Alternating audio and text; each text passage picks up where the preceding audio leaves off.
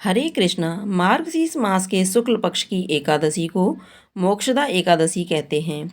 इस दिन भगवान श्री कृष्ण ने महाभारत के युद्ध में कुरुक्षेत्र के मैदान में अर्जुन को गीता का ज्ञान दिया था। इसलिए इस दिन गीता जयंती भी मनाई जाती है। भगवान श्री कृष्ण और भगवान विष्णु की पूजा आज के दिन करना अत्यंत शुभ माना जाता है। एकादशी के दिन नियम संयम का पालन करके उपवास रखा जाता है और उपवास रखने से भक्तों के जीवन में सुख शांति और खुशहाली का आगमन होता है। भगवान की कृपा से मोक्ष की प्राप्ति होती है।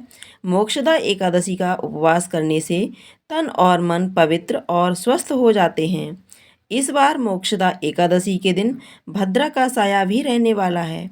ऐसे में आपको बताते हैं कि एकादशी का उपवास कब रखा जाएगा, पूजा करने के शुभ मुहूर्त कौन कौन से रहेंगे, इस दिन कौन से शुभ संयोग बन रहे हैं और व्रत का शुभ समय क्या रहेगा।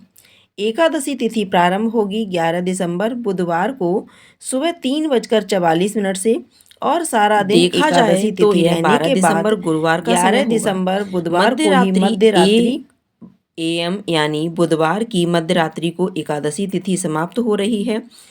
और क्योंकि इस पर एकादशी की तिथि केवल एक ही दिन है, तो इसलिए 11 दिसंबर बुधवार को ही एकादशी का व्रत रहेगा।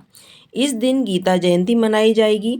एक दिन पहले यानी 10 दिसंबर मंगलवार को दशमी तिथि के नियमों का पालन किया जाएगा।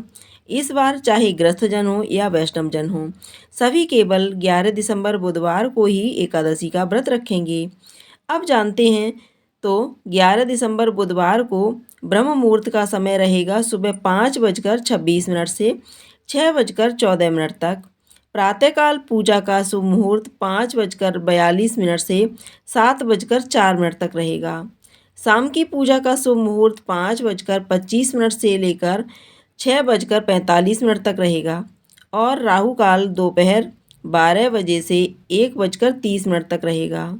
राहु काल के समय में पूजा पाठ या कोई भी शुभ काम करने से बचना चाहिए।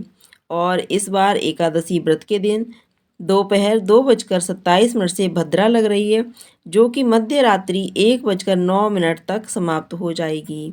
क्योंकि इस बार भद्रा का समय भी है वह स्वर्गलोक में है, और जब स्वर्गलोक में भद्रा का वास होता है तो पृथ्वी लोक पर शुभ फल देने वाली मानी जाती है। इसलिए भद्रा का ज़्यादा विचार आपको नहीं करना चाहिए।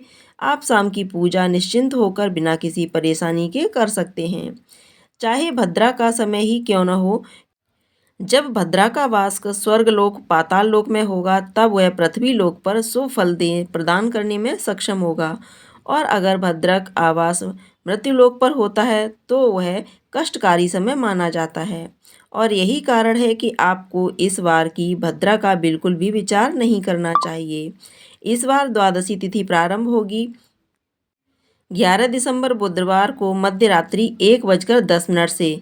देखा जाए तो यह 12 दिसंबर गुरुवार का समय रहेगा। रात 12 बजे के बाद तिथि बदल जाती है, इसलिए आप बिल्कुल भी कंफ्यूज मत होइएगा समय के बारे में।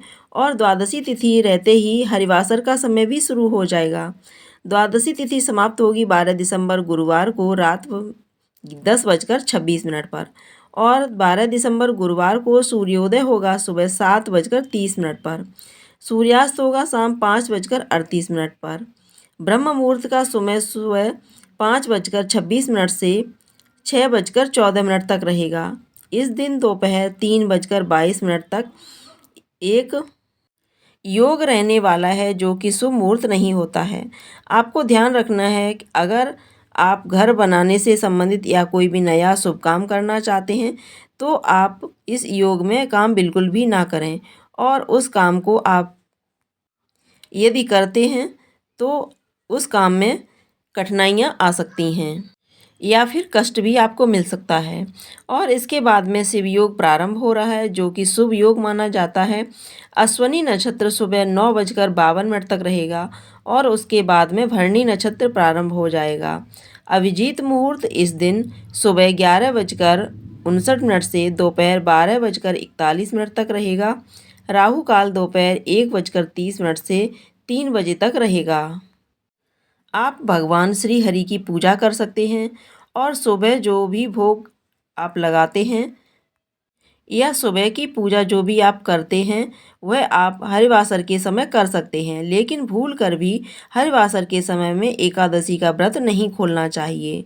व्रत खोलने को व्रत का पारण करना कहते हैं और इस बार एकादशी का व्रत 12 दिसंबर गुरुवार को सुबह 7:04 से 9:09 के बीच में खोला जाएगा।